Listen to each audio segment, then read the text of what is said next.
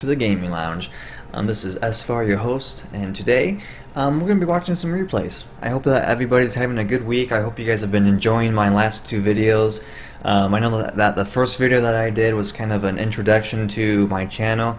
The second video we were able to, have fun, watch those replays, and I was able to open that super magical chest. That was pretty exciting, dude. I am happy that I got the electric wizard. I used him in the past. I haven't really been using him lately because he's only a level 2, like a level 8 or level 9 fireball will kill him in one hit, so it's just not worth the 4 elixir right now because he's just too weak.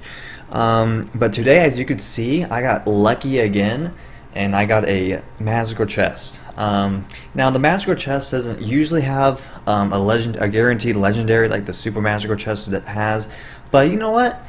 It's a free chest. I got it in my chest slot after winning a battle, and it's always nice when Supercell gives you these nice chests because I'm able to get a lot of gold. I'm able to get the troops I need, and I'm able to upgrade my troops.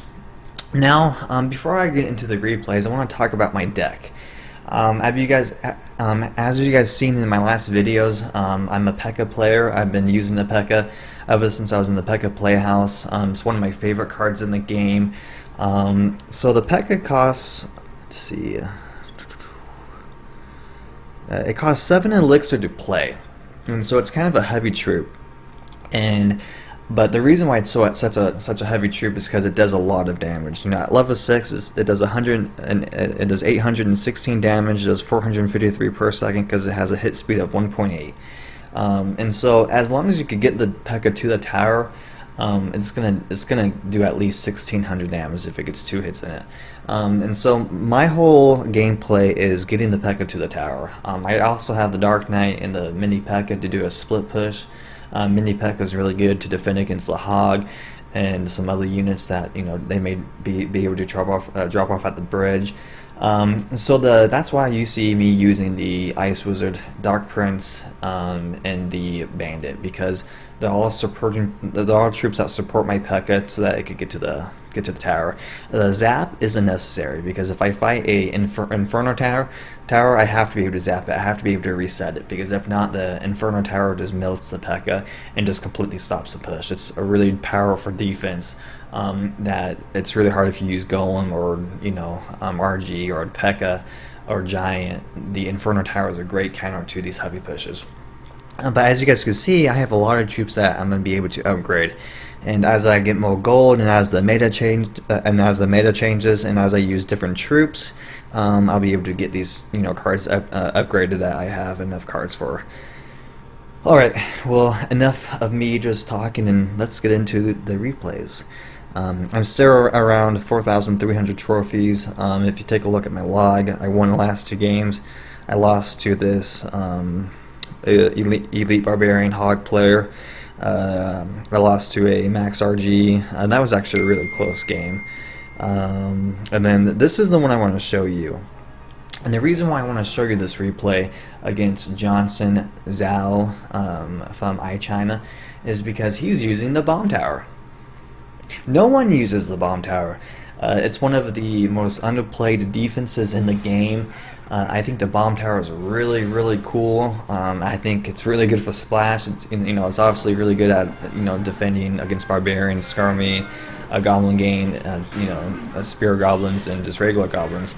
And I like seeing people using cards that are not popular, and because they're trying new things and they're trying to make the game fun and interesting. As you can see, it's really funny when I see ice wizards fighting at the bridge because they attack really slow, and it's just hilarious. I think it's funny.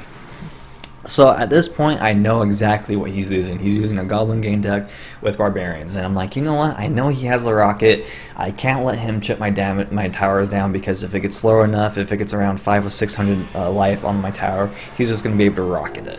And that's the thing, when you're finding someone with spells that directly damage your towers, that do a lot, like a level 9 rocket, I think does like 700 damage. It does a lot of damage, so you really have to pay attention to how much life your towers have, and you can't let them chip it down, because if it gets to overtime, it's just the next crown wins. And if you have a tower that's like at 800, they're just going to rocket fireball you and you're dead.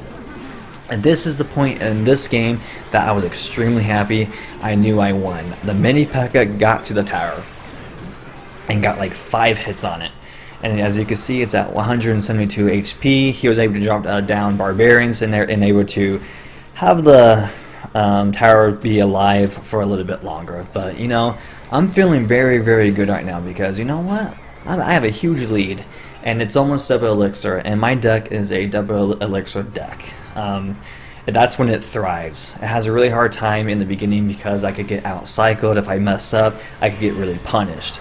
And so as I play the Pekka in the back, that's the whole strategy, I see him going for the left tower. I'm like, you know, I'm not going to have this zap arrows, it's gone. But you know what? He actually did a, you know, he did a very good bearer. I thought he was going to do a deep bearer, but he doesn't. He did an early bearer, and he was able to get me off guard. But he doesn't do enough damage.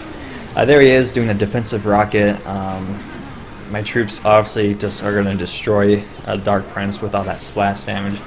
Able to get the zap. The tower has 95 now. I could just use my arrows, and it's game over. I just went ahead and just defended. I'm not sure why. I was afraid that the goblin bearer was going to do a lot, and he was just going to rocket fireball me. So that's why I defended. And as I see it, you know, he knows he lost, so he's just doing a rocket against me. I throw down the bandit. It's not going to do anything because he's going to defend it with an ice wizard. But you know what? I play the ice wizard. Now I got the arrows, and that's game. And so that was actually a really fun game because the only reason why I was able to win that game because that mini Pekka was able to slip on through and do, you know, over 1,500 damage to that tower. So that obviously helped a lot. And yeah, and so I just want to give him a shout out for using the bomb tower, man. That's awesome. I love seeing people use cards that are not, you know, popular. So as you can see, like in my last video, I had to fight 3 hogs in a row. There's 1, 2, and 3. So in my last 8 battles, I had fought over 4 hog decks. That's like 50% of my last battles I had to fight against hogs. Alright, so let's go ahead and watch my last replay against this hog deck. This was against Evalisco. He's from SG Mega Royale. I think he's in a clan that's waiting for the Mega Knight to come. The Mega Knight to come out. I can't speak right now, but yeah, that Mega Knight is going to be pretty cool when he comes out. I'm actually thinking if I get the Mega Knight, I'm definitely going to test him out because he does splash damage. He's kind of like the bandit. He dashes at units, and he might be better. He might be better than the Pekka. But the difference is he only does 295 damage, so it's just a glorified knight. And so who knows, maybe he's not going to be as good as the Pekka. Maybe he won't be as good in my deck. But you know what? We're going to play around with it and see what happens if I get him in a legendary chest. So this, as I talked about, I think the Tombstone's a really good card. It's only 3 elixir. It's really annoying. It's really good at distracting the units. Especially when you destroy it and it pops those 5 skeletons or 4 skeletons. It does a really good job at distracting Pekkas, mini Pekkas. And even the Dark Knight kind of has a hard time if it doesn't attack right. It can't kill in 1 hit. It takes 2 swings, which you know it takes that's kind of a long time to kill a unit when you're a splash. So he is playing the Mega Knight. I mean the Mega Minion. Now I remember when the Mega Minion came out. It was extremely strong. It had a nickname, the Meta Minion, and it was. Everyone was using it because it was overpowered, it did too much damage, and had a little bit too much life. But then when it got nerfed, it became balanced, and a lot of people still use it because it's a really good flying unit for 3. And so if you're looking for a good card, if you don't know what to put in your deck, you may want to use the Mega Minion because it's actually a really good card to use, and it could be pretty much in any deck. So here he is. I didn't know what to do because when they play that Tombstone, as you can see, the Tombstone and the Ice Wizard and the Mega Minion, it completely stops the push, which is really good for him. But the thing is, he's never able to save enough elixir to actually do a full-on push on me. He's able to get the hog down a little bit, but even with the Pekka, it gets 1 hit. I think I just did a delayed Pekka, and if you don't play the Pekka right, the hog's gonna get a hit, no matter what. It takes about 3 hits for the Pekka to kill a hog. You know, for a elixir card, that's kind of the Pekka should kill in 2 hits, I think. But maybe it's just because my Pekka's a level 6. Who knows? Maybe once I get to a level 7, or once I get my Pekka max out, it will kill the hog in 2 hits like it's supposed to do. But by the time I get that, I'll be fighting max level hogs anyways. And so yeah, here he is. He's trying to do his push again. I love that when the Mega Minion crosses the bridge and my tower is able to target it, because as you can see, I have a deadly push. This is why he lost. He misplaced his Ice Golem, and it did not distract my Pekka. Usually, if you place it a little bit more to the right, as you know, he plays it too much to the left, the Pekka would chase it, and it will go across the whole entire arena, chasing the Ice Golem because the Pekka is really slow, and that's how you. So that's what he was trying to do, but he messed up. And that's why my Pekka, as you can see, he threw down the Elite Barbarians, and it just destroyed him because they had the Dark Prince and it had the Executioner right there.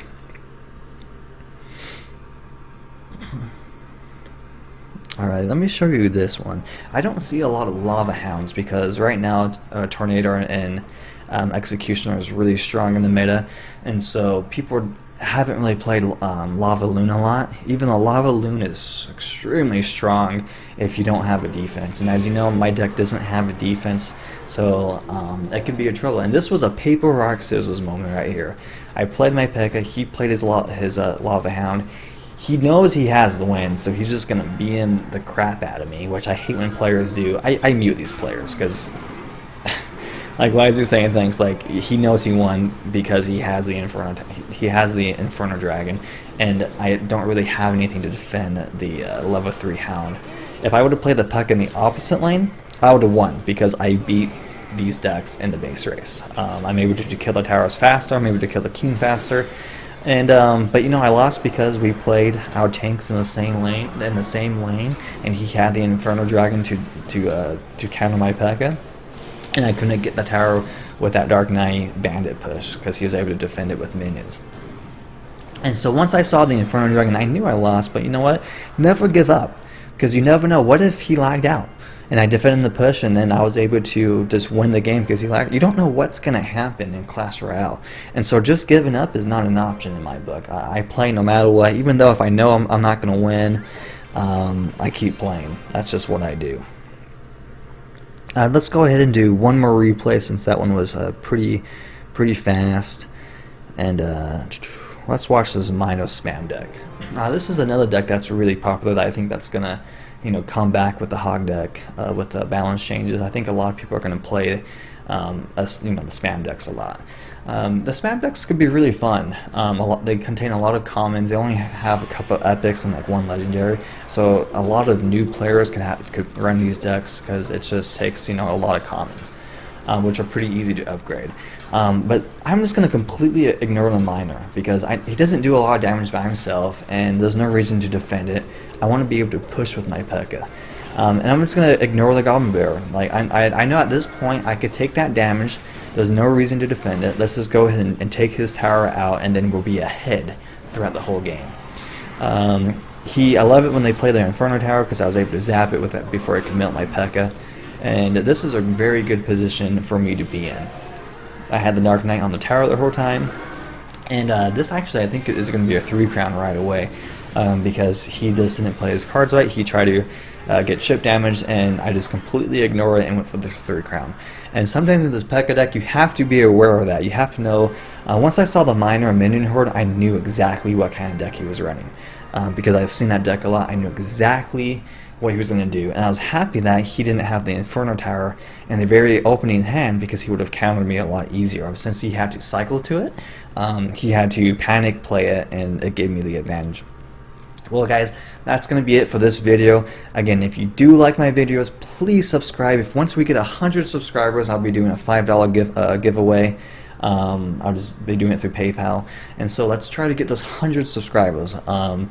Again, if you like my videos, go ahead and subscribe on the bottom and give it a like and leave a comment.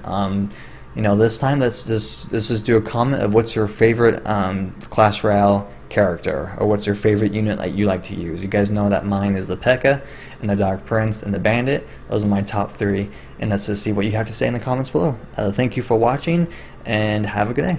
And remember, it's just a video game, and keep on clashing.